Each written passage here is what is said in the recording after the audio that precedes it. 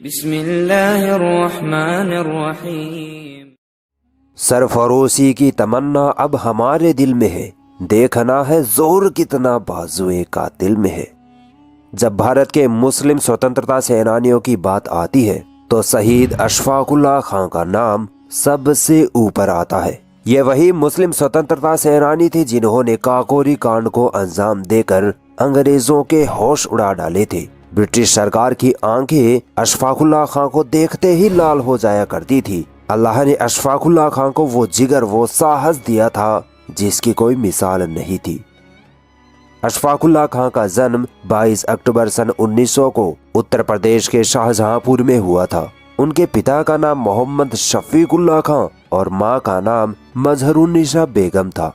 अशफाक उल्लाह खां का पूरा नाम अशफाक उल्लाह खां वारसी हसरत था। भारत की आज़ादी में इनका इतना बड़ा योगदान रहा है कि आज भी बच्चा बच्चा इनके नाम से वाकिफ है। अशफाक उल्लाह खां को सबसे ज्यादा काकोरी कांड के लिए जाना जाता है और इसी काकोरी कांड की वजह से उनको फांसी हुई थी। अशफाक उल्लाह खां उर्दू शेर व शायरी के गजब के शायर थे। इसके साथ साथ हिंदी अंग्रेजी में लेख व कविताएं भी लिखा करते थे। अशफाक उल्लाह अपने भाई बहनों में सबसे छोटे थे। सब उन्हें प्यार से अच्छू कहते थे। बचपन से ही उन्होंने अंग्रेजों की जुल्म ज्यादती को देखा था, इसीलिए अशफाक उल्लाह खां अंग्रेजों से सख्त नफरत किया करते थे।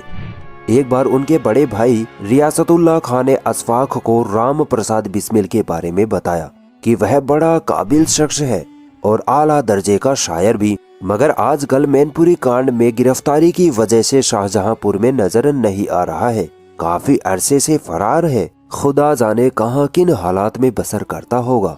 अशफाक उल्लाह खां तभी से राम प्रसाद बिस्मिल से मिलने के लिए बेताब हो उठे। वक्त गुजरा। 1920 में राम प्रसाद बिस्मिल जेल से रिहा होकर शाहजहांपुर आए और अपने घरेलू कारोबार में लग गए। अशफाक उल्लाह खां ने कई बार राम प्रसाद बिस्मिल से मुलाकात की और उनका भरोसा जीतने की कोशिश की, मगर कामयाबी नहीं मिली। एक बार रात को खन्नौत नदी के किनारे सुनसान जगह पर राम प्रसाद बिस्मिल और कुछ क्रांतिकारियों की खुफिया मीटिंग हो रही थी। अशफाक उल्लाह खां वहां जा पहुंचे। उस वक्त जब राम प्रसाद बिस्मिल के एक शेर पर अशफाक ने आमीन कहा तो बिस्मिल ने उन्हें पास बुलाकर उनका परिचय पूछा। यह जानकर कि अशफाक उल्लाह खां उनके क्लास फेलो रियासतुल्लाह खां का सगा छोटा भाई है और उर्दू जबान का शायर भी, बिस्मिल ने अशफाक को आर्य समाज मंदिर में आकर अलग से मिलने को कहा। घर वालों के लाख मना करने के बाद भी अशफाक उल्लाह आर्य समाज जा पहुंचे और राम प्रसाद बिस्मिल से काफी देर तक गुफ्तगू करने के बाद उनके पार्टी मातृवेदी के एक्टिव मेंबर बन गए। यहीं से अशफाक उल्लाह खां की जिंदगी का एक नया फलसफा शुरू हुआ और यहीं से राम प्रसाद बिस्मिल और अशफाक उल्लाह खां ने अपने देश को आजाद कराने का बेड़ा उठाया। अशफाक उल्लाह खां बहुत समझदार और अक्ल वाले क्रांतिकारी थे। उन्होंने राम प्रसाद बिस्मिल को ये सलाह दी थी कि अगर देश को आजाद कराना है तो क्रांतिकारी गतिविधियों के साथ साथ हमें कांग्रेस पार्टी में भी अपनी पेठ बनाकर रखनी होगी ताकि हमारे पास पावर आ सके और हम इस पावर का इस्तेमाल करके इस अंग्रेजी शासन को उखाड़ फेंक सके। राम प्रसाद बिस्मिल को अशफाक की ये सलाह बहुत पसंद आई और दोनों ने कांग्रेस पार्टी ज्वाइन कर ली। इनके पीछे पीछे कई नवयुवक भी कांग्रेस पार्टी में शामिल हो गए। एक रोज का वाकया है। अशफाक उल्लाह शाहजहांपुर में राम प्रसाद बिस्मिल के पास किसी काम से गए थे। इत्तेफाक से उस समय अशफाक उल्लाह जिगर मुरादी की यह गजल गुनगुना रहे थे। कौन जाने तमन्ना इश्क की मंजिल में है, जो तमन्ना दिल से निकली फिर जो देखा दिल में है।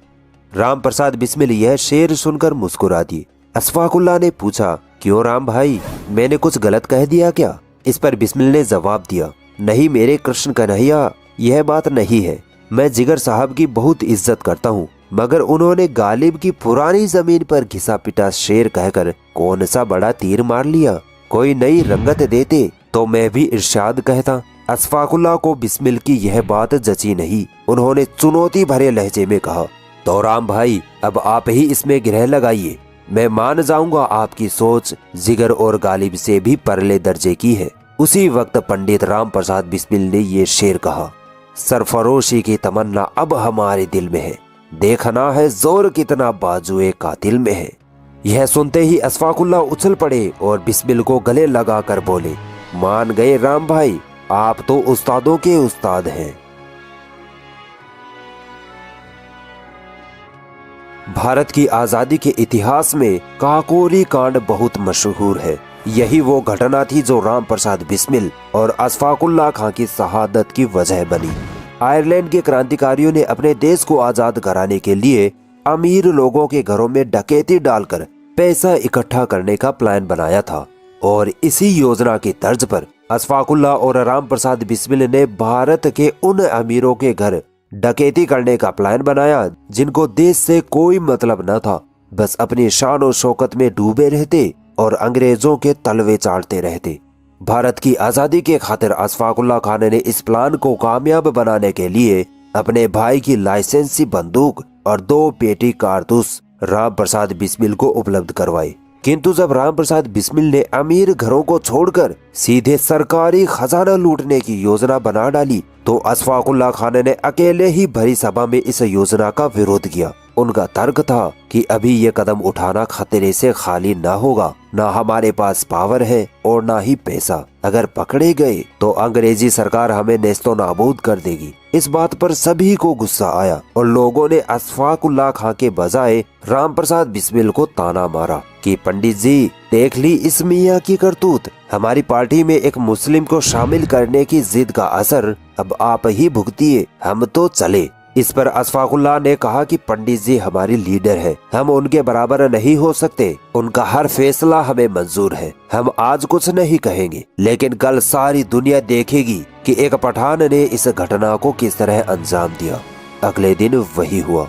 योजना के मुताबिक काकोरी स्टेशन पर आने वाली ट्रेन में सरकारी खजाने को लूटना था। 9 अगस्त 1925 की शाम काकोरी स्टेशन से जैसे ही ट्रेन आगे बढ़ी, राजेंद्र नाथ लाहिड़ी ने चेन खींच डाली। अशफाकुल्लाह ने ड्राइवर की कनपट्टी पर बंदूक रखकर उसे अपने कब्जे में ले लिया। राम प्रसाद बिस्मिल ने गार्ड को जमीन पर औंधे मुंह लेटाते हुए खजाने का बक्सा नीचे गिरा दिया। लोहे का मजबूत बक्सा जब किसी से ना टूटा तो अशफाकुल्लाह ने अपनी बंदूक मनमथनाथ गुप्ता को पकड़ा दी और हथौड़ा लेकर पूरी ताकत से बक्से पर दे मारा। अशफाक के बक्सा तोड़ते ही सभी ने उनकी फौलादी ताकत का नजारा देखा।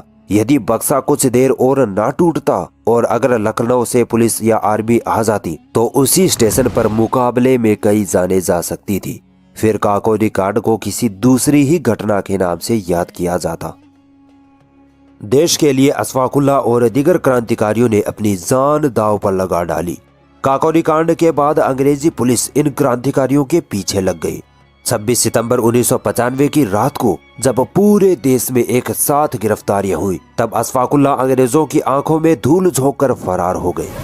ये वक्त अशफाकुल्लाह की जिंदगी का मुश्किल तरीन वक्त था क्योंकि देश आजाद करवाना था और अगर अंग्रेजों के हाथ लग गए तो अंजाम सिवाय फांसी के और कुछ न था। अंग्रेजों से बचते बचाते वे पहले नेपाल पहुंचे, कुछ दिन वहां रहकर कानपुर आ गए, वहां से बनारस होते हुए बिहार पहुंचे, वहां कुछ दिन नौकरी की परंतु पुलिस को उनकी भनक लग गई। वहां से अशफाकुल्लाह उत्तर प्रदेश, फिर भोपाल, फिर राजस्थान गए और अपने भाई के मित्र अर्जुन लाल सेठी के घर ठहरे। सेठी जी की लड़की अशफाकुल्लाह पर फिदा हो गई और उनके सामने शादी का प्रस्ताव पेश कर डाला। आखिरकार एक रात अशफाकुल्लाह वहां से भी रफू चक्कर हो गए। ट्रेन पकड़ दिल्ली पहुंचे। हालात से परेशान आकर अशफाकुल्लाह ने पासपोर्ट बनवाकर विदेश जाने का प्लान बनाया, मगर ऐन मौके पर किसी खबरी ने अंग्रेजों को अशफाकुल्लाह का पता बता दिया और वो पकड़े गए। जब अदालत में मुकदमा चलाया गया तो अंग्रेजी जज ने साफ साफ कहा था कि इन लोगों को फांसी के अलावा और कोई सजा नहीं दी जाएगी। अगर आज इन्हें छोड़ दिया गया तो ये पूरे हिंदुस्तान में फैल जाएंगी, जिससे अंग्रेजी शासन को खतरा रहेगा। फिर अशफाकुल्लाह और तमाम काकोरी कांड के क्रांतिकारियों को फांसी की सजा सुना दी गई। 19 दिसंबर 1927 को फांसी की तारीख मुकर्रर की गई। फैजाबाद जेल की काल कोठरी में बंद अशफाकुल्लाह अपनी जान से ज्यादा अपने देश की चिंता में लगे थे। जेल से उन्होंने आवाम के नाम कई खत लिखे जिसमें वो कहते कि ए देशवासियों, मेरा सलाम लो, इस अधूरे काम को जो हमसे रह गया है तुम पूरा करना, इस देश को अंग्रेजों से अब तुम आजाद करवाना। फांसी वाले दिन सोमवार दिनांक 19 दिसंबर 1927 को अशफाकुल्लाह हमेशा की तरह सुबह उठे, बाथरूम आदि से फारिग होकर नहाए, कुछ देर कुरान शरीफ की आयतें पढ़ी और कुरान पाक को आंखों से लगाकर चूमा। फिर अपने आप जाकर फांसी के तख्ते पर खड़े हो गए और कहा, मेरे ये हाथ इंसानी खून से नहीं रंगे हैं, खुदा के यहाँ मेरा इंसाफ होगा। फिर अपने आप ही फंदा गले में डाल लिया और फिर 19 दिसंबर 1927 को एक महान मुस्लिम क्रांतिकारी ने शहादत को गले लगाया। अगर ये वीडियो आपको पसंद आई तो इस वीडियो को लाइक ज़रूर करें और भी ऐसी इंटरेस्टिंग वीडियोस देखने के लिए हमारा चैनल सब्सक्राइब ज़रूर करें और इस घंटे को भी दबाएं ताकि जब भी हम कोई नई वीडियो डालें तो उसका नोटिफिकेशन आप तक सबसे पहले पहुंच जाए।